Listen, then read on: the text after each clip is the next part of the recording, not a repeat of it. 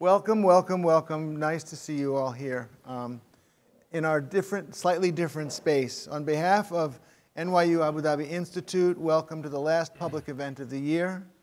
I'm David Ludden, Professor of History at NYU in New York and affiliate faculty here at NYU Abu Dhabi, happily finishing the semester. And I am standing in tonight to introduce this event for Philip Kennedy, who curates the Institute's public programming and who's in New York tonight. Most of you will be aware that this is part of a vibrant program of public events hosted by the Institute, now completing its 7th year. The next year of programs begins in September, and for more information, please visit the NYU Abu Dhabi website, News and Events tab, but everyone registered tonight will also get email notification. I've been involved with NYU Abu Dhabi events, Institute events since their inception, and I'm very proud to be able to introduce our panel tonight, which is a highlight of our conference on rethinking historical space. We've called this event 3 Professional Trajectories in Thought on the Problems Posed by the Conference, and we could not have had, possibly ever had, a more qualified and exciting and fun trio of eminent scholars to engage this conversation than our 3 panelists tonight. I'll keep the introductions very brief to allow them maximal time for their presentations, which will be about 15 minutes. And then, after they're done, we'll open up for some conversation, which I'll sort of start with a couple of questions for the panel, and then we'll open up for a general discussion. Okay, so first is Barbara Weinstein, a professor of Latin America and Caribbean history at New York University in New York. She's former president of the American Historical Association and recently author of The Color of Modernity, Sao Paulo and the Making of Race and Nation in Brazil, Duke University Press 2015, and also our department chair, who I'm very happy to have being the chair because she does a wonderful job. So Richard Eaton, and who can't be followed by anyone, but unfortunately someone will have to. So anyway, Dick Eaton is here. Old friend from University of Arizona, professor of pre-modern and modern South Asia, world history and comparative history. His minor fields are Islamic civilization, Persian and Bengali, quite a multi-talented fellow. He's recently written, co-authored a book with Phil Waggoner called Power, Memory, and Architecture, Contested Sites on India's Deccan Plateau, 1300 to 1600, which is the subject matter or it's the academic framing device for a very, very amazing show at the Metropolitan Museum of Art right now. I recommend everybody go and just Google Metropolitan Museum Deccan, and you'll get this show. It's just spectacular. And if you're in New York, go and buy the what do you call it? The book, the colored book, the catalog. Buy the catalog because it's fantastic. We should get it for all the libraries. Okay, also he's contributing to a forthcoming volume edited by Shelley Pollack and Ben Ellman comparing early modern India and China. Prasenjit Duara, another old friend and historian of China, is the Raffles Professor of Humanities at the National University of Singapore, where he's also Director of Asian Research Institute and Research in Humanities and Social Sciences. In addition to Chinese history, he works more broadly on Asia in the 20th century on historical thought and historiography. His most recent book is The Crisis of Global Modernity, Asian Traditions and a Sustainable Future, Cambridge 2014. But I have to remind everyone of the book that I really think almost set the stage for this kind of conference. Is called Rescuing History from the Nation, Questioning Narratives of Modern China, published in Chicago in 1997. He also has a book named after him. It looks like it's published in Chinese called the Prasenjit Duara Reader. I mean, you know, really. It's easy to get. That's pretty cool, though, don't you think? Yeah. We should all have readers, you know. Okay, so we start with Barbara, and then we'll go one after the other, 15, 15, 15, and then we'll have some discussion. The title of my paper is Region and Nation in Brazilian History, Rethinking Spatial Categories. And Brazil, I'm a Latin Americanist, but most Latin Americanists also have a particular country that they specialize in. And my particular area of specialization is Brazil. Having now read most of the papers for this conference, I plan to spend the hours from 12 o'clock to 3 a.m. tonight reading the rest of the papers. Luckily, I'm jet lagged, so I won't miss the sleep. I can see that almost all of the contributors are taking up the mandate to rethink history spatially by questioning preconceived spaces associated with area studies or questioning certain prevalent historical narratives that have reified determined geographic areas into proper objects of study. And that is certainly what the main thrust of this conference should be. But I hope I will be forgiven if I take a different route toward rethinking spatial categories, and instead of going big or redefining boundaries, I will go in a somewhat different direction and talk about region, by which in this case I mean not the big region, so you could call Latin America a region of the world. By region in this talk I mean what we usually think of as a subnational unit, so the region within the nation. Though I should be very clear that my very first book was on the rubber boom in the Amazon, and the Amazon is an excellent example of a region of Brazil that is also a region that goes well beyond Brazil's borders. When I first began doing research on Brazilian history in the mid to late 1970s, I want to mention that I started graduate school very young. So those of you doing any age calculations, I just want you to know that. When I first began in the 70s, studying regional history meant to focus on politics in a predefined geopolitical unit. That is, for example, a state in Brazil, just as you have states in the United States. But then the somewhat belated turn to the new social history. The new social history took off in the late 60s and 70s in the United States, but Brazil had a military dictatorship through the 80s, and so many of the new trends in history that were percolating in Europe, the United States, and elsewhere didn't really have a full impact in the Brazilian academy until really the 80s, but then after that they really took off running.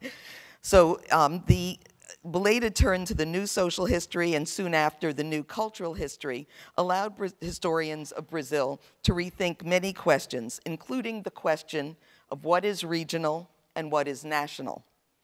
Though the first wave of regional histories, most of them by US-based historians called Brazilianists, usefully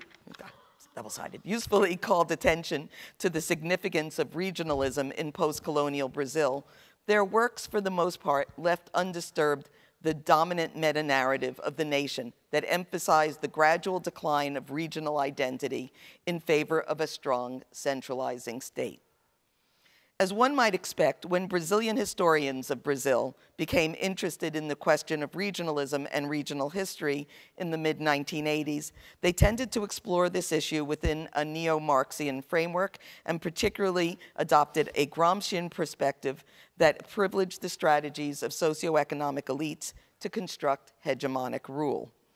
From this perspective, regional history, in the last instance, had to be understood in terms of the articulation of different modes of production or the uneven nature of capitalist development, and the role of the nation-state in mediating the interest of hegemonic and subordinate elites. And so it's sort of basically seen different regional histories seen as a reflection of the uneven development of a late developing society like Brazil. The neo-Marxist approach had several healthy effects on the discussion of regionalism and regional history. First of all, it emphasized the idea that a region was the product of historical processes, not of geographic features or geopolitical conventions, and that the definition of a region was inherently unstable and could shift from one era to another. And perhaps more important, it insisted that regional history could not be understood outside the context of national and even global history. Regional history was not only a way to understand the particularities and peculiarities of a specific region, but a manifestation of broader national currents and tendencies. Thus, in her introduction to the important 1990 volume of essays, República en Migalhas, which I would translate as Republic in Fragments, it's literally translated as Republic in Crumbs, but that sounds very bad in English. So, Janaína Amado observed that contributors to that volume defined region, quote, as a spatial category that expresses a specificity, a singularity within the totality. Thus, this is still her words, thus the region configures a particular space within a broader social organization with which it is articulated, unquote. In this same introductory essay, the author considered not only the new theoretical trends in the field of regional history, but also the institutional bases for the surge in interest in regional studies, citing the proliferation of master's and doctoral programs beyond the main academic centers of Rio de Janeiro and Sao Paulo, what I'm calling the Rio-Sao Paulo axis, as well as the increasing number of doctoral students from areas other than Rio and Sao Paulo. So one of the things you have happening in Brazil, starting in the 1980s, is a decentralization of the academic world, so that many universities outside of Rio and Sao Paulo are offering doctorates, and many students are studying. In effect, they make it impossible to get a job at the university unless you're at least studying for your doctorate, which becomes a major incentive for people who had previously been able to teach, sometimes only with a BA, and often with a master's, to now get doctoral degrees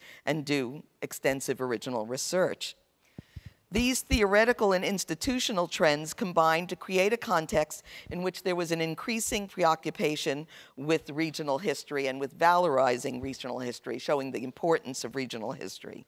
In a sense, the new social history of the 1970s and 80s also provided a favorable context for the inclusion of the histories of previously excluded groups, whether socially or spatially defined.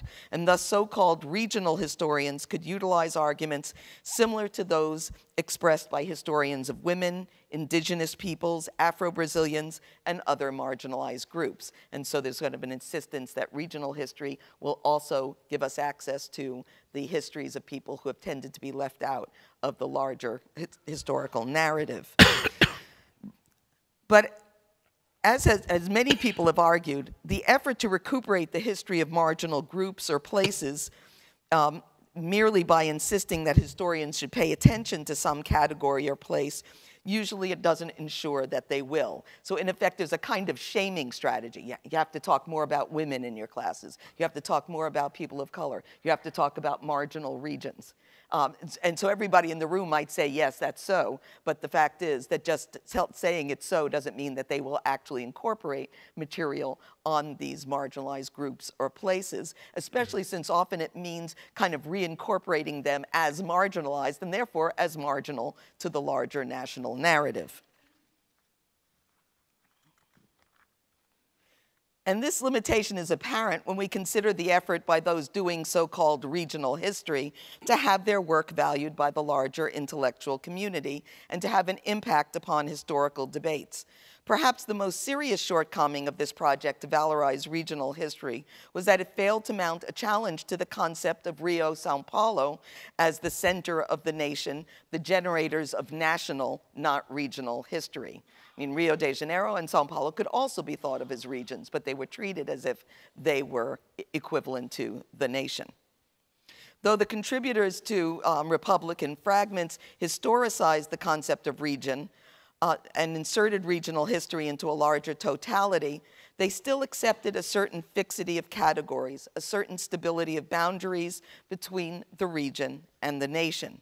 It is at this juncture that the new cultural history, with its emphasis on representations and imaginaries, allowed us to reconsider regionalism and regional history as a discursive effect inseparable from the construction of national historical narratives.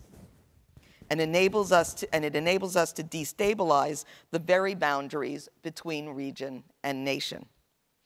Furthermore, I would argue that it is only through this process of destabilization that so-called regional history can transcend its marginal status within the academic community and participate fully in the ongoing process of historical debate and revision. An excellent example would be Durval Muniz de Albuquerque Jr.'s book, The Invention of the Brazilian Northeast.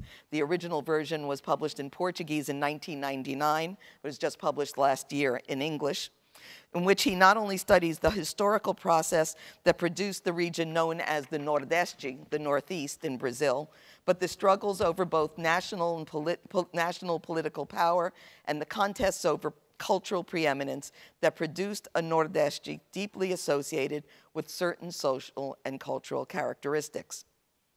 Strangely enough, it was in the context of a job search for a US historian of the early national period that it became clear to me how historically contingent the category of region was and the very concept of regional history was. And this was a search for a historian of early US history at another university. This was before I was at NYU.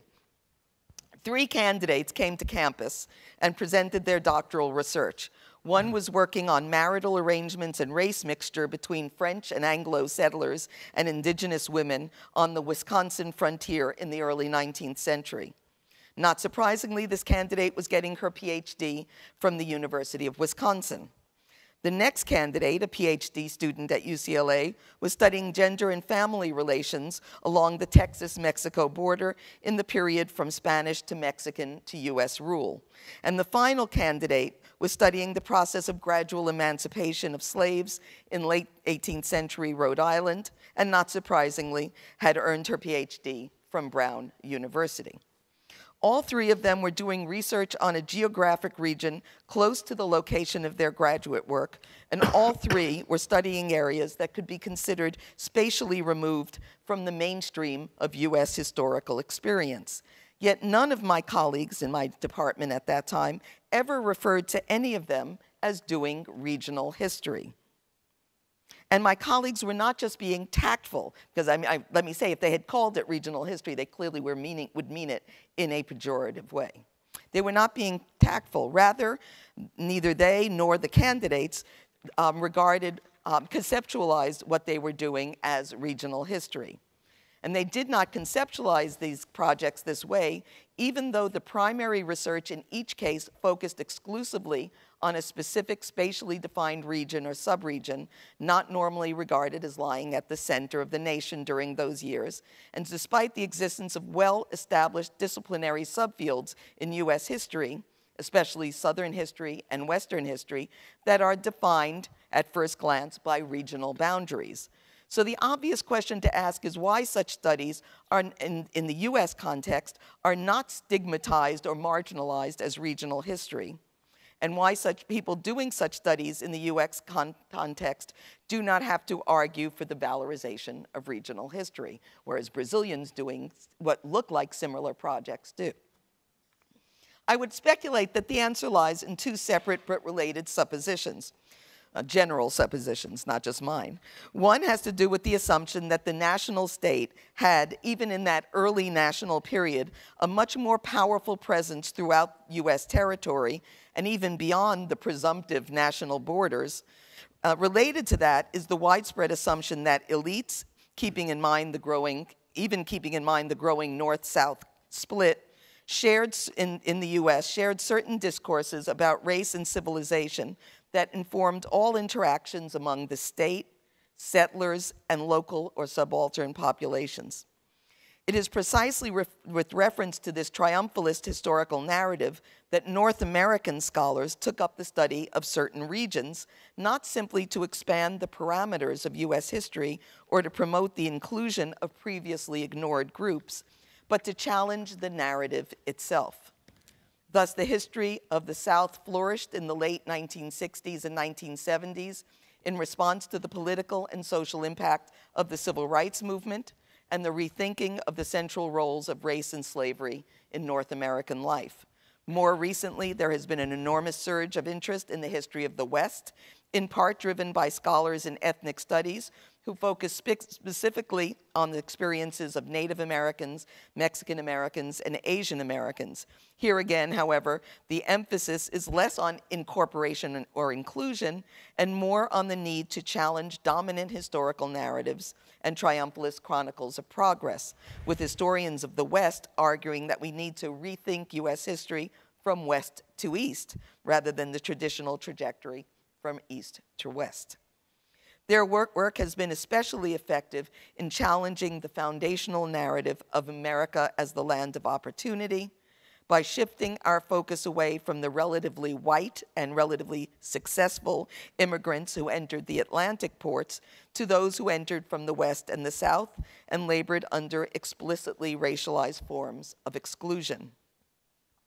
In contrast, in her introduction to Republican Fragments, Janaína Amado described national history in Brazil as the general and regional history as the particular, rather than regional history as a means to challenge or reinterpret the general.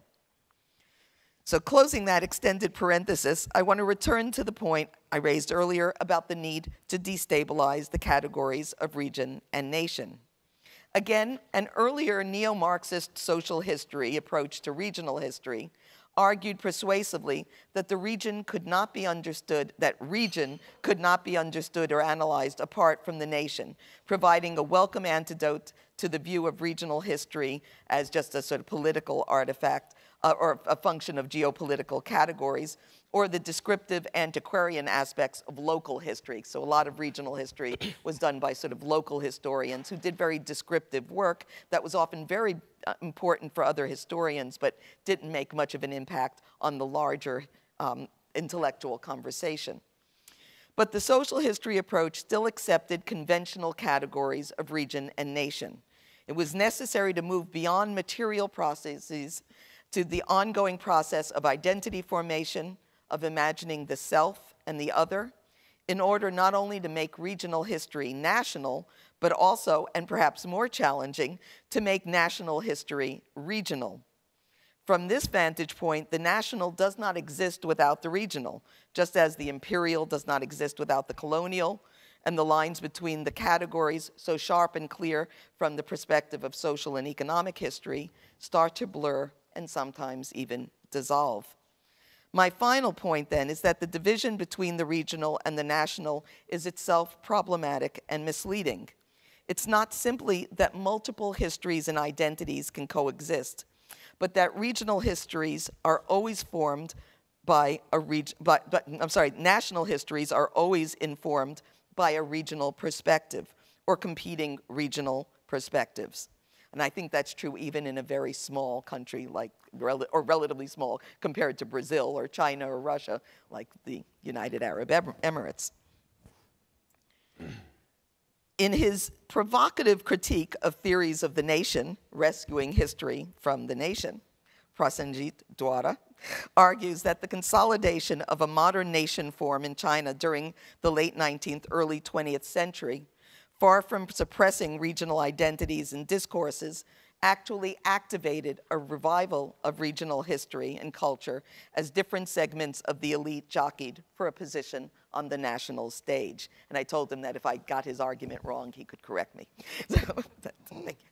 In contrast to the standard narrative of modernity that positions national identities as normative and hegemonic and regional identities as deviant and secondary, and imagines regional identities as fading with time, something that was symbolized in Brazil when Getulio Vargas took over in the 1930s by a ceremonial burning of the state flags of the Brazilian state, all the Brazilian states. In contrast to that, Duara claims that nationalism typically revivifies regionalism, though now often articulated or performed as the true essence of the nation. Traditions are resurrected, suppressed, invented, or discarded according to their ability to construct an identity that is both regionally distinctive and coherent with a national vision. In effect, regional history becomes one of several templates for national history, or at least a version of it. What political projects and what histories get defined as regional or national is not entirely arbitrary, of course. By historicizing these categories, by seeing them through a historical lens, as well as considering issues of power and position within the academy. So I'm operating at two levels, the historical level and the history of history as a discipline. We can uncover the specific political and cultural assumptions that designate one historical narrative as national and another as regional. So what I propose is not to valorize regional, or really for that matter, national history, but to deconstruct the very categories of region and nation, and to rethink how they are deployed in the construction of historical narratives and in the configuration of the academic community. Thank you.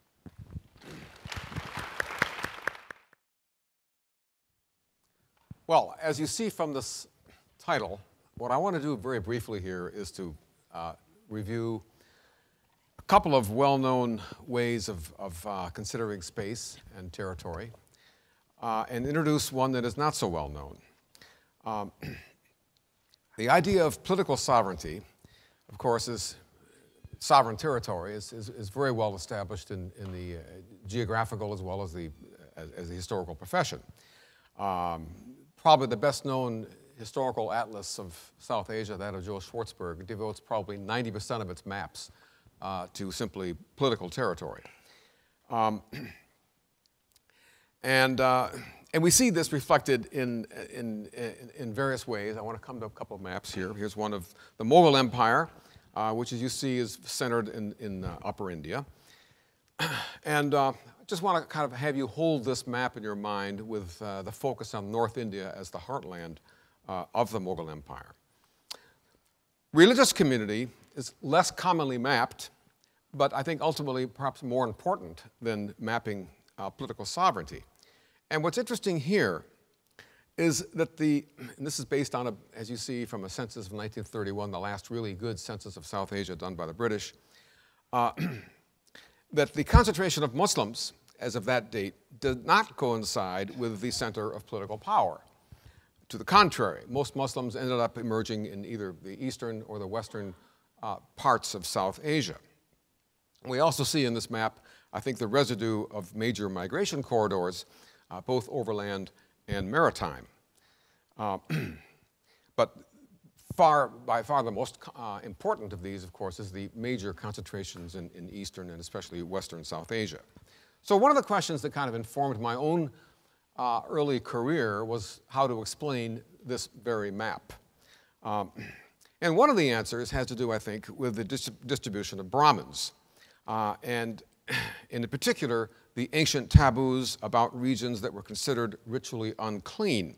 Now, if we go back as far back as the 5th century BC, we encounter the Bodhayana Dharma Sutra, a very important text which postulated 3 zones of South Asia based on ritual purity or ritual pollution. With zone 1, you see, my pointer here, very clearly, Aryavarta being the area that is ritually most pure for high caste Hindus. Zone 2 being kind of a second circle, as it were, which was an area considered to be somewhat polluted, but not entirely beyond the pale. Whereas Zone 3, the far east and the far west, were regions that, if Brahmins were to go there, they had to undergo ritual purifications in order to return to Aryavarta. Now, it's significant, if you recall that first map that I showed you, that most Muslims ended up appearing in what would have been considered Zone 3, which is to say those areas that had been least integrated into a Hindu socio-ideological order. Now, these are 2 ways of thinking about space in South Asian history, which I think are useful. But there's a third, and what I would argue more promising way of thinking about cultural space, which would focus not specifically on religion, and certainly not on the state or political sovereign territory, but rather on the circulation of texts in transregional languages, in particular Sanskrit and Persian. And here I want to suggest that a recent study by Shelley Pollack that has introduced the notion of a Sanskrit cosmopolis, and I don't mean here to reify the idea of a greater India that we spoke about this morning. I want to come back to that point. But Pollack, when he talks about the Sanskrit cosmopolis, essentially is referring to an aesthetic and literary sensibility, together with an integrated understanding of moral and social order, informed not by religion as such, but by ideas and values that spread through the circulation of canonical Sanskrit texts and the growth of populations that used Sanskrit in either speaking, reading, or writing. Now, this particular way of conceiving space, I think, can be compared, and in some senses as well contrasted, with another slide I want to put up on here, which I would argue could be designated a Persian cosmopolis, which comes along much later, roughly the 9th to the 19th century, in contrast to the Sanskrit, which was 4th to the 14th. And here again, we find very similar themes between these two ways of thinking about space, the circulation of literary texts in particular. Both cosmopolises stressed an investment in preserving moral and social order.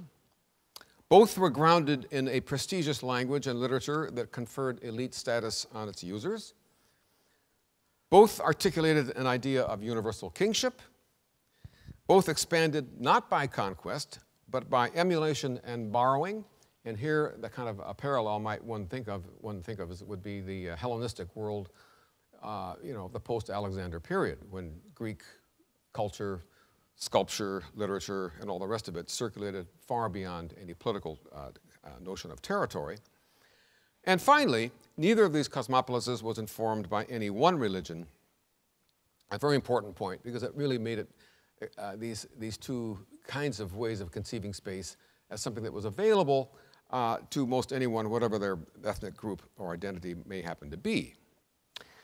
One of the defining features of the Persian cosmopolis, unlike the Sanskrit one, was the stress it put on the idea of justice. This was a defining feature that emerged very clearly from the 9th century forward in documents that circulated throughout this area that you see on the map here. We find it in the well-known genre of literature that began to appear in the 10th, 11th century. Here's an example taken from Ibn Balkhi, Farsnama. There is no kingdom without an army, no army without wealth, no wealth without material prosperity, and no material prosperity without justice. Justice, therefore, being kind of the kingpin of this worldview. Importantly, because this vision of space, and I might add one more slide here just to kind of make this point. One of the early sultans of the Delhi Sultanate, Iltutmish, has a coin, as you see here, with one word imprinted on, which is simply justice, adl. Importantly, because the Persian world could be decoupled from Islam, or indeed from any religion, Hindu rulers could readily and did readily style themselves sultan in their public proclamations, as well as assimilate things like pointed arches or vaulted domes into their urban landscapes. This is something which is seen very clearly, for example, in government buildings found in the state of Vijayanagara that date back to the 15th century. Now, building in this kind of style signaled the desire on the part of Hindu rulers to participate in a trans-regional understanding of prestige and authority. They were simply plugging into what they understood as this is what you do if you want to claim yourself to be a truly universal ruler. You adopt this kind of architecture. Conversely, this decoupling of religion from the Persian world, and also from the Sanskrit world for that matter, also meant that a mosque could appear in classic Indic manner, as you see here in this early 15th century mosque of Ahmad Khan, located, I might add, only about a half mile from that earlier image you just saw a moment ago of those government buildings in downtown Vijayanagara. So what we see, I think, architecturally in the two monuments I just showed you suggests something like this kind of a map, where we have what I would suggest is an overlapping of a Persian world and a Sanskrit world. And really, one way of conceiving Indian history from roughly the 13th century down through the 18th century is an interaction we find between these two ways of conceiving power and authority and status, as opposed to the more threadbare tropes of perpetual conflict between two essentialized and monolithic religious traditions. I mean, the whole Hindu-Muslim issue, in some sense, is a backwards reading of 19th and especially 20th and 21st century rivalries. We see this overlapping not only in architecture, but also in sculpture. As you see here, this is an image of Raya Krishna, one of the great kings of Vijayanagara, and he's wearing what is called in Telugu a kulayi, this tall conical hat, which comes straight out of one of his contemporaries. This is Shah Ismail Safavi of Iran, wearing a Taj Kolah. Kolah is simply the Persian word for a headgear. My point being that you have here a Hindu king projecting himself, and I might say the image you're seeing on the left of Krishna Raya portrays him directly beneath an image of the Hindu god Rama in a very similar pose, except he's got his typical bow and arrow, where the king here, Raya Krishna, is projecting himself in a sense as a homology with the Hindu god Rama. But at the same time, his headgear is associating himself with this larger Persian cosmopolis. And it's that kind of overlapping that I'm especially interested in as ways of reconceiving Indian space. Another way to convey this relationship between the two cosmopolises, the Persian and the Sanskrit, is to think in terms of a Venn diagram. What we have here is a cosmopolis, a Persian cosmopolis, which did not completely exclude Islam. Indeed, one of the ways of thinking about Eastern Bengal or Western Punjab or Sindh, those regions that I showed you in the very first slide this evening, suggests how these two, in this case, the areas where there was an overlapping. On the other hand, the Sanskrit cosmopolis, which overlapped with the Persian cosmopolis, is seen in literary texts, in sculpture, in architecture, in places like Vijayanagara, as you just saw, as well as the Maratha kingdom, and as well as Rajput states. So to summarize this, historically, what I think we have here are two similar visions of social and moral order that had originated independently of one another from the 4th century, at least in the 4th century with the Sanskrit cosmopolis, which expanded, as you see in the map here, over a great swath of southern Asia. And then you have, from the 10th century, this Persian cosmopolis, which expanded over Central, West, and South Asia.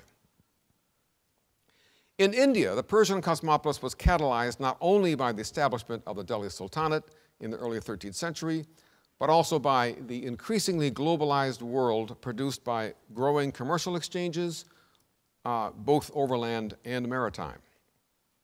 Then in 1582, the Mughal Emperor Akbar decreed that all administrative documents in the empire at every level would be written in Persian. This in turn inspired a spurt of word books called Nisab, which enabled ordinary Indians to learn bureaucratic Persian and thus to gain admittance into the empire's huge revenue and judicial bureaucracies. Finally, despite their many similarities, there were important differences between the Sanskrit and Persian cosmopolises. In the first place, Sanskrit was linked to an exclusively elite audience, and as such, was seldom employed as a primary language for ordinary administration. Whereas the parts of the Indian inscriptions dealing with genealogies, eulogies of kings, or invocations to deities were composed in Sanskrit, their business sections, as it were, typically appeared in vernacular tongues. But over time, vernacular languages began to encroach even on the inscription's discursive areas. Telugu from the 9th century, Kannada from the 10th century, Tamil from the 11th century, and Marathi from the 12th century. What is more, while the use of Sanskrit continued to recede in the public sphere, Persian began infiltrating those same vernaculars across all of South Asia, since Persian too was being used for ordinary administration, both judicial and revenue. The other main difference between the two cosmopolises lay in their different attitudes toward alien cultures. For their part, Brahmin scholars were historically hostile to assimilating or even acknowledging alien cultures.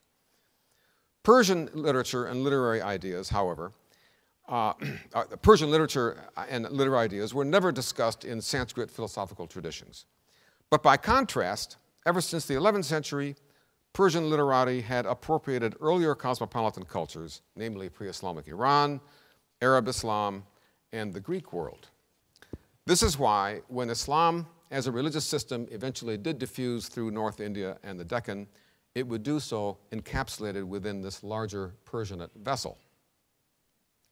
This would also appear to explain why the great historian Marshall Hodgson confused the Persianate for what he called the Islamicate, or why art historians misunderstood vaulted structures in India as exhibiting an Islamic style. For it was precisely the non-religious character of this larger Persian cosmopolis that had allowed non-Muslims to participate in it so readily. Yet modern scholarship appears to have missed this important point, continuing instead to read South Asian history through the narrow lens of religion, and in particular that of Hindu-Muslim confrontation.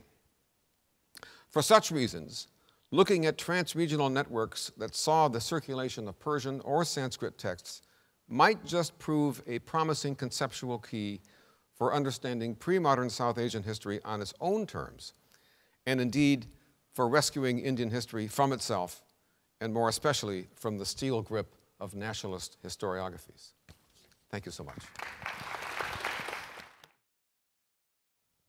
Thank you very much, Professor Ludden and NYU Abu Dhabi for inviting me to give this talk.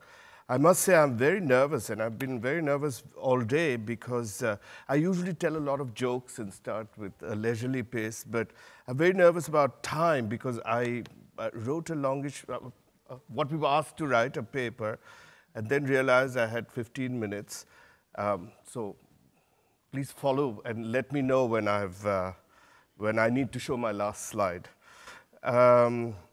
And then, so I spent, and then I got involved in the conference all day. And so I decided to, do a PowerPoint. And so I did that. I sort of rummaged from my other PowerPoints and put it together. And then the discussion was so interesting all day, I had to address some of those questions there too. So in the end, I have a feeling I sort of backfired. It became self-defeating and probably even longer, but we'll do what we can. So in part, this is an address to the conference participants, but we'll have all day tomorrow and the day after as well. So I will proceed and not try to, I actually even know, I heard a joke about lecture jokes, but maybe afterwards we can do that. Do I point here? Or here? No, of course I point at the computer. Oops. Okay, so what this paper originally didn't have a title because I wasn't sure what, but it should be now, it's clear. I'm calling it Network Asia, something that I've given elsewhere as well. And we had major debates today about networks and so on. So I thought I would also talk about networks as the kind of methodology that I'm certainly trying to pursue. So Asia is just simply the name given by Greeks to the area east of the Ecumene, as we know. But that doesn't mean that it didn't have some kind of entity. I mean, but the entity was not in the way we think of regions today, that is as cohesive or homogenizing regions, but really connected through networks within empires, framed by geography, framed by politics, and certainly it is not a value concept, although it may end up being, but is a methodological way of approaching spaces and areas. So we had, for those of you who are not familiar, you've heard about the landed Silk Route and the maritime Silk Route in Asia. Now everybody else is also talking about a third Silk Route that goes through Western China and Eastern India and down through Burma and so on, Chittagong. And all kinds of networks of traders with very sophisticated trading techniques in the pre-modern period from 1300, so on. You have these carry-forward trades where, you have groups with networks all across maritime Asia, from the Indian Ocean right up to the South China Sea, that are able to sort of transport large number of goods, make payments and so on without a modern banking system. And this is what a lot of the European companies, when they came in especially after the 16th, 17th centuries, they began to ride upon these networks, finally conquered them, but they still depended very much on them for internal penetration and their possibilities within discovering new spaces. So here are the pictures. I want to particularly draw your attention to this region, which is known as Assam, between India and China. It is also the Brahmaputra Valley, because we'll come back to that, hopefully. I should also put in a plug for my new book, from which all of this, since this is going to be a very high-speed, truncated lecture. If you don't get some of it, you're welcome to read the book, which has a fair amount of the stuff in there. And I should add that the series, the editor of the series, one of the editors of the series, Sunil Amrit, is also with us and has a lot more to say about regions in Asia and globally. So how do we conceptualize regions? So there are many ways of conceptualizing regions, and this is, of course, we heard Barbara talk about subnational regions and the problems they talk about, and you heard Professor Eaton talk about overlapping regions and the kinds of exchanges that take place in pre-modern periods. So I think that there are two ways, in this, so I'm talking principally about region formation through natural, particularly natural. The natural and the geographical is very important in my thinking about these, but also economic and intellectual networks and religious networks and things like that. They bottom up. Regionalism and regionalization are often the efforts of political, intellectual entities, a top-down thing, right? And as far as I can make out, most of them have not succeeded. Europe is the case right now that we're all watching very closely, wondering whether it will or not, and to what extent and what it produces, and will it be ultimately different from what a nation is? So we'll go on to that. So, but I do want to say that the late imperial, our present understanding of the region, which we are all trying to break out of, comes to be defined very much in the mode of what the philosopher Lefebvre calls the mode of spatial production, and what I would call the hegemonic mode of spatial production. Basically, this whole network society in Asia, the whole linkages through networks, gradually doesn't displace networks, but becomes a capitalist space, where relations are basically abstract, standardized, exchangeable, and secured by property rights, which are warranted by states, so you need nation states, or imperial states or nation states, but modern states, territorial states of some kind.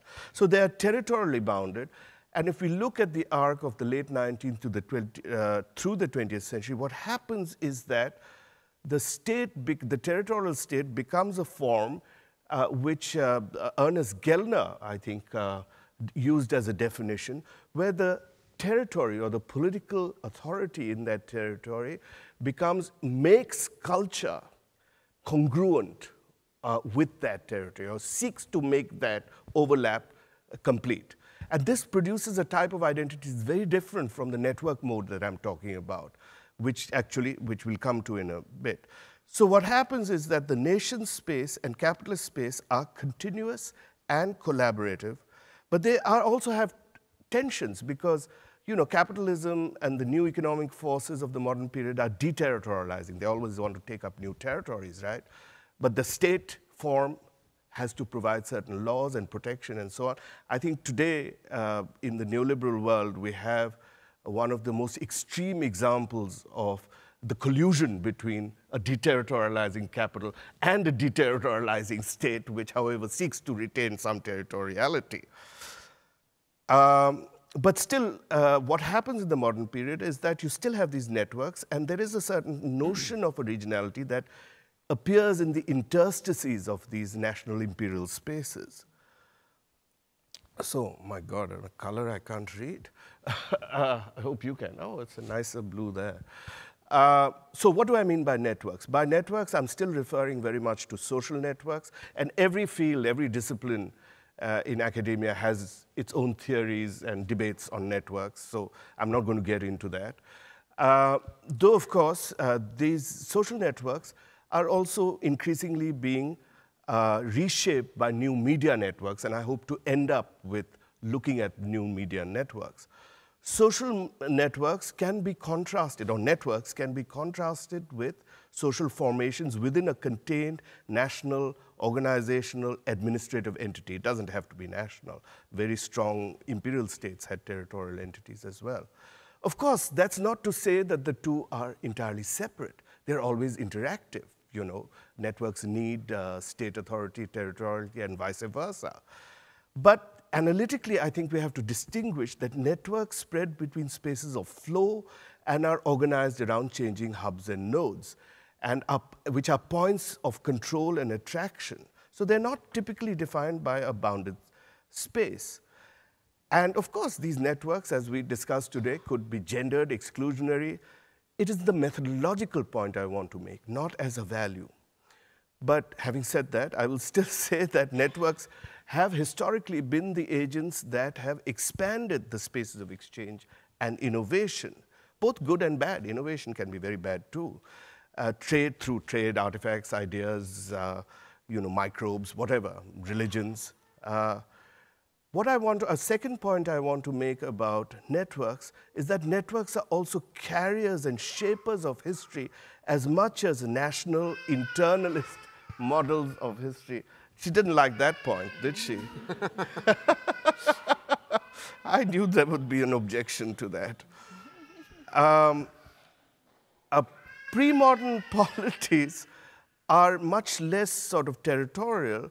They're more like what Stanley Tembire called, although with lots of qualifications, galactic polities, right? They have pulsating frontiers. And very often these pulsating frontiers and boundaries are in fact occupied by these networks and cross them and so on.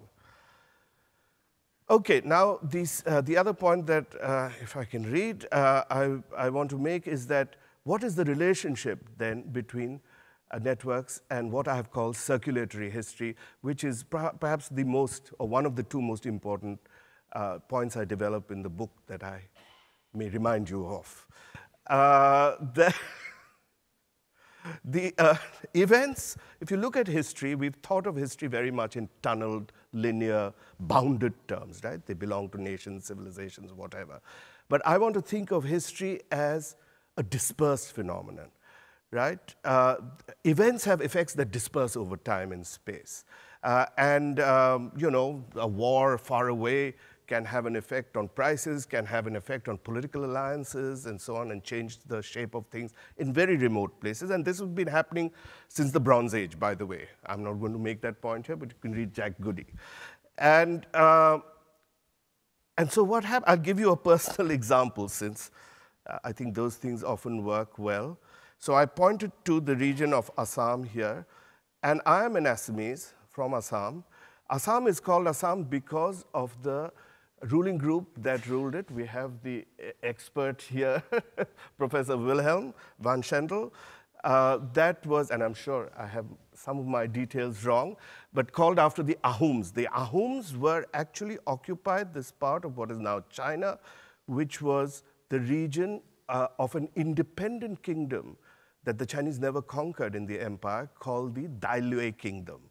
The Ahums were a group in there, and it was during the Mongol invasion of the 13th century when the Mongols penetrated Yunnan, Dailue, conquered it, Burma, went further south, all of these places, which dispersed a lot of these groups. And the Ahums came south directly down to northern Thailand and across the northern tips of Burma and went into the Brahmaputra Valley.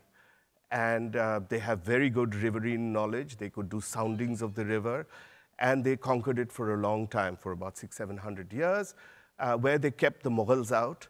And it was only the British that conquered them in the 1820s and 30s, and for the production of tea more than anything else, but, and for control of Burma. But we won't go into all that. So now, what does it have to do with me? I'm not an Ahum, but the Ahums brought over, apparently, this is the myth, that they brought over communities from central India when they wanted to Sanskritize, and they created a class of bureaucrats who were called Duaras, which is related to the Indo-European word for door. And they were gatekeepers or basically customs officials. We got a lot out of those tributary tribals who were trading with the Ahoms, right? So you can see how the Mongol invasion of China had to do with what I am. But that's not why I studied Chinese history. Anyway. But it's not only events that disperse, although they have a somewhat different logic, narratives of history, what you say about these events, also transform and circulate in multiple ways, right? I mean, you think of how these great imperial events of the 19th century, 20th century, you know, get reversed by people, and it becomes events of shame and tell different histories and so on. I sometimes think that very soon, if it's not happening everywhere in Japan, but soon it may happen that modern Japanese history of the 20th century, which was written as an imperial history, may be being written by Aboriginal Taiwanese and comfort women, and school children are having to learn these histories, right? You see how narratives can also disperse and circulate and loop back and sort of form a circulatory kind of praxis that develops through. So it seems to me networks are better to understand the circulatory models over bounded and tunnel visions. But they're more radical than that because they oppose the whole diffusionist model where something comes from a center and then disperses and sort of say modernization comes from this. Because in the circulatory model, what happens is that it transforms in every place and goes out to become another thing. I can give lots of examples, but we don't have time now. Of course, there is a relationship between bounded linear histories of nations and communities versus circulatory shared histories. But I should say that my main point, by the way, you don't have to read every element here. I'm also rushing through it. I'll give you a picture of circulatory histories so you can see how. 5 minutes? What does that mean? It's way over. Okay. Okay, but let me just say that circulatory history is important for me personally because I feel that the most urgent need of our time is the most urgent crisis of our time is the Anthropocene. We are living in a place where national solutions are not going to work. Nations have to be able to sacrifice some amount of sovereignty. And if you notice, the basis of sovereignty of modern nations lies in their claims through history, through linear history, through bounded, through the fact that we have always been here and it emerges from this, right? So I want to make ultimately a claim for history as circulatory, as a shared global heritage, and from there go on to talk about other things. So anyway, these are very interesting examples. Some of these things you can guess what they are. This is the Mughal commissioning of the life of Christ. So through the early modern period, there was a lot of circulation that was acceptable. There were things that were not, but it was acceptable. It's not till the national period where you begin to really reject these circulations, suppress them, and see history as always only yours. There were imperialist regions, there was anti-imperialist regionalization, which became a front for the Japanese. It was a front for, of course, it wasn't originally a front for the imperial project that they had. And they did art in various different styles of different parts of Asia. There is a fair amount of a new kind of regionalization that is re-emerging in Asia, particularly centered around Southeast Asia and ASEAN, which is making an effort. But interestingly, what I want to say about it's that although it's modeled very much, all these regions seek to sort of model themselves on the European format, but in fact, they're beginning to recognize that they have to be much more connected to the older network mode that did connect these regions earlier. Then I talk a little bit about the value and importance of region. You know, most of these regions want to become regions because they want to be competitive in the capitalist world, especially with big countries like China and so on. But this is, but it's also very important. The physical, geographical dimension is very important because, of course, regions still have a lot of material resources, of commons that we share with each other, like water, which is a huge problem in Asia.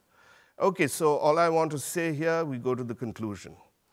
The humanities and social sciences have, together with all other forms of knowledge from the 20th century, been essentially driven by the paradigm of national modernization theory. It seems to me that we have to move to a different kind of paradigm of a sustainable and cosmopolitan modernity. This is underspecified, but it should become the guiding goal of the humanities and social sciences. Changing the paradigm to one of sustainable modernity for the planet as a whole requires very new new conceptions, skills, and methods for all of us, very different from what we've been trained in. So we can just encourage the next generation to develop these skills. So, for instance, we have new geographies with multiple scales of inquiry. One of the examples I was going to give was of these civil society organizations that have sprung up like bamboos in the rainforest just over the last 20, 25 years. And a lot of them are involved with vulnerable, precarious communities who are affected by the Anthropocene along riverbanks, especially with these hydropower projects and so on.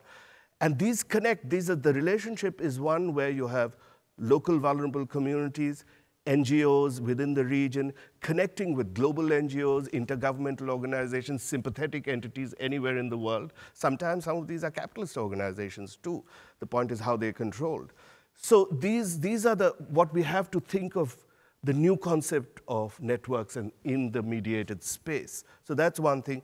Technologies, we need to be able to use these big data, social media, and all kinds of things. New temporalities, how in fact it is not just national temporalities and linear temporalities, but temporalities of geological temporalities and how our temporalities interact with that. To finally conclude, I want to say that while this is just an optimistic, while this is an optimistic scenario, what I want to happen, not an optimistic, it's a normative scenario, there is some movement in that direction. For instance, 12% of the Earth's area has been protected. And it has come, of course, both from top down, but also from bottom up civil society network organizations. Now, what these guys do is that they invoke new sources of inviolable authority around culture and biodiversity. The engagement of secular activists and NGOs with technical and professional skills can combine with ideas of inviolability, heritage, and sacred forests, waters, and lands, and network with local vulnerable communities to become a new force of politics in our new Asian space, network space. Thank you. Sorry for that.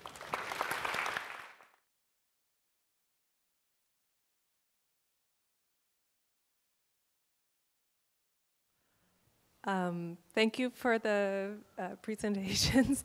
And I'm going to pretend to be an utter layperson because I am about this point. You mentioned the Anthropocene at the very end, which to my ear is a kind of recent contribution to ways of thinking about the scale of history. So perhaps each of the panelists might weigh in on, well, I'd love to hear more about how it's entered our shared concerns and how it's affecting your work, and whether this Anthropocene actually does represent a different way of conceptualizing human history or environmental history, human, non-human, your take on that. Maybe since I brought it up, I'll start off. First of all, there may be people here who don't know what it is. It's a newfangled term. It basically refers to the fact that humans have been shaping nature, or the world, the geological world, the physical world, more than any other force. It's not clear since when, but certainly since the industrial era. And so now this has led to all this overreach, and how do we deal with it? I just came from, I've been very active in organizing what we're calling, I just came from a conference in Zurich, which we organized on the issue of humanities in the Anthropocene and how to rethink the whole what humanity has done since, because humanities, I think, or humanities and the humanistic social sciences are very important, were very important since the beginning of modern academia, late 19th century, in creating identities, right? They did it for nationalism, they did it for various other civilizational identities and so on. I think it's now time to retool and think of not just the human as the unit, not just the nation and the social, but really think of the natural environment, rethink the nature of our relationship, of our basic cosmological ideas, which since the Enlightenment has been based on the conquest of nature, right? How can we sort of go back? And so I have a lot of this in my book to plug it again. But and you had different, visual media people. We have all kinds of ways in which people think. And right now, one of the most, it's not that the Anthropocene is sometime to come. It's already with us. I mean, if you look at, look at Bangladesh, for instance. An island just disappeared the other day. You have all kinds of, look at California. There are all kinds of things happening. And how do we deal at an everyday level as well as at a conceptual level? Too much to talk about. Sorry, go ahead.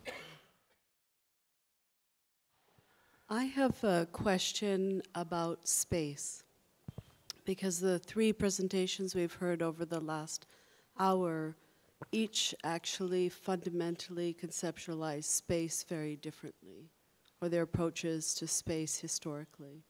So I wondered if you might just elaborate on those differences where space could be conceptualized as very peculiarly regional or very particular, or space could be conceptualized as beyond a territory, or using territory but moving beyond it, or that space could be networked in some ways. So if you could just say something about the boundaries of that conceptualization.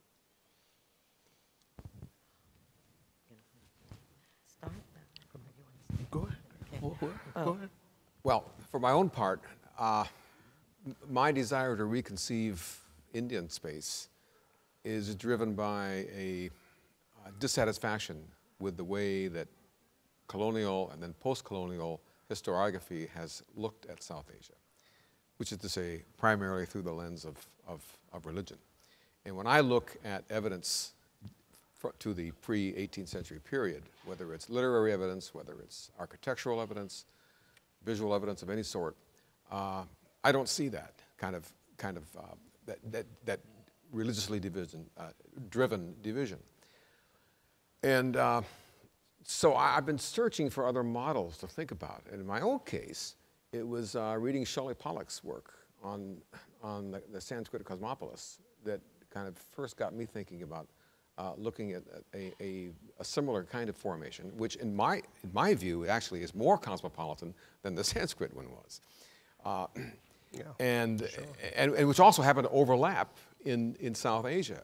And so this is why I'm excited to be at this conference, because I am certainly, for my own part, trying to rethink space, South Asian space, but obviously how it relates to the larger Pan-Asian world. So as far as I'm concerned, rethinking historical space for South Asia is absolutely essential for rethinking South Asian history. Well, the backstory from, well, let me just say first that I think it's not so much that we have very different conceptualizations of region, so much as that we're just addressing different issues. Yeah. So if I were addressing the issues that Dick and Prasenjit were, I might do a very similar, I'd take a very similar approach. So the backstory for me, since it's the backstory for you, is that I just finished this book. I won't put it up on the screen, but it's called The Color of Modernity, as Dave said, and which I talk about the way in which Sao Paulo emerges as the sort of dominant economic center, and for some period the political center of Brazil, and look at how region becomes racialized, so that the less modern, the less successful regions become their regional identity becomes a racialized identity, and you have these regional/racial hierarchies. So that's what's motivating me for wanting to think about how we can rethink region so that regions are not marginalized and that we can provincialize Sao Paulo. So I just want to say one thing is that actually the backstory of the backstory is that we invited these particular three people primarily because they were actually be able to think big time about space in three different parts of the world.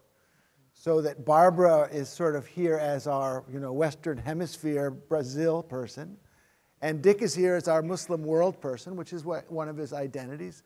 And Prasenjit here is our East Asia-based person. That doesn't mean they're stuck there, but it means that from different regional perspectives, I think we have actually three different spatial orientations that have emerged. Also with different time periods have been represented. So that was one thing I want to say. The other thing I want to say is we're missing the Arab cosmopolis, which is actually a phrase that actually has been forwarded also, which is more prominent perhaps in certain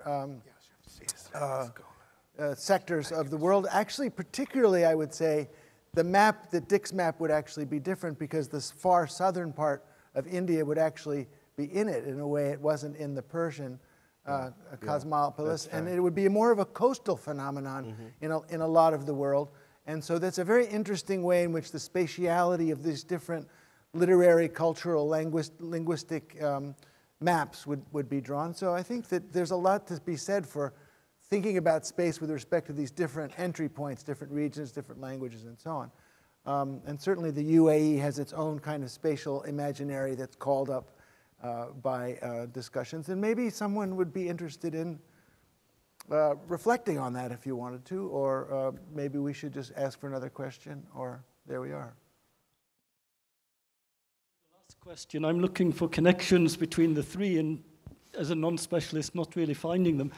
So I wonder if I could just challenge two of the speakers to try to take the idea of networking and possibly within the area you've defined, how would you be able to redefine what you did in terms of the networking idea? Well, that's probably harder for me. May I just give my little pitch of this? I think I have a very, in this case, for whatever purposes we can use it, I have a rather simple understanding of what the changing nature of space. It very much has to do with the close relation with the spread of capitalism, but capitalism with the nation state. I mean, it may be, Britain may have been imperialist or Japan may have been imperialist, but they were also nation states themselves. And that was part of what enabled certain types of changing spatial relationships, which gets enveloped with many of these other racial and other things. Now, for pre-modern period, you have different types of networks. It's much more diffuse, it's much more pluralistic, but they do intersect with each other, and so they influence each other. They are channels of communication as well, but on a very different kind of basis. So the notion of space is different. And I think, your two spaces are perfectly compatible, although you're looking at literature and culture, with Janet Abu-Lughod's mapping of pre-modern world systems, which are economic systems that also overlap and have a very different mapping than the modern world system. I think that's a very interesting. So I think they would fit, and I think Barbara's work would fit very well with what happens within national spaces and competing interests there. So let me say that if what seems to me a more obvious use of it would be if I were, for example, looking at another issue that's a kind of a bigger scale issue, which is how to reconceptualize Latin America, not as separate from, but as part of the Americas, and not United States and Latin America as completely separate entities. So you have a notion, there was a volume that was published in the late 90s called Close Encounters of Empire, which argued for, in some sense, the sort of networks that create connections that are not necessarily hierarchical. and that involved what they called contact zones, which were nodes of intensive contact, where your position as a Latin American versus a North American wasn't necessarily so crucial. So in effect, trying to, without getting rid of the idea of imperialism, trying to dissolve the sort of sharp distinction between North American and Latin American. So that, for that, it would be very useful. I would only add that in looking at networks, if we're going to use the word network, we have to think very seriously, very hard about what it is that is in fact circulating. In my own thinking about South Asia, what's circulating in fact is ultimately our texts and peoples. And the good news is that these are trackable. You have a huge tradition, for example, of Sufi biographies and Tazkara writing, biographical writings, which tell you, you can kind of determine from them who was reading what text, where, and when, because they want you to know that. That's part of the tradition. So that we can do these, we can displace these on maps. A lot of that's already been done. This is nothing that I'm pioneering myself. But yes, I think when we use the word network, we really have to think very, very concretely about what it is that's being networked, what is it that's circulating. Is it just people? That's migration. Is it just texts? No. It's always more than that, that and more. And so these are the things we have to think, I think, empirically. How do we reconstruct these networks in time and as well in space? It's time for me to thank our panelists and thank you all, and hope to see you all again.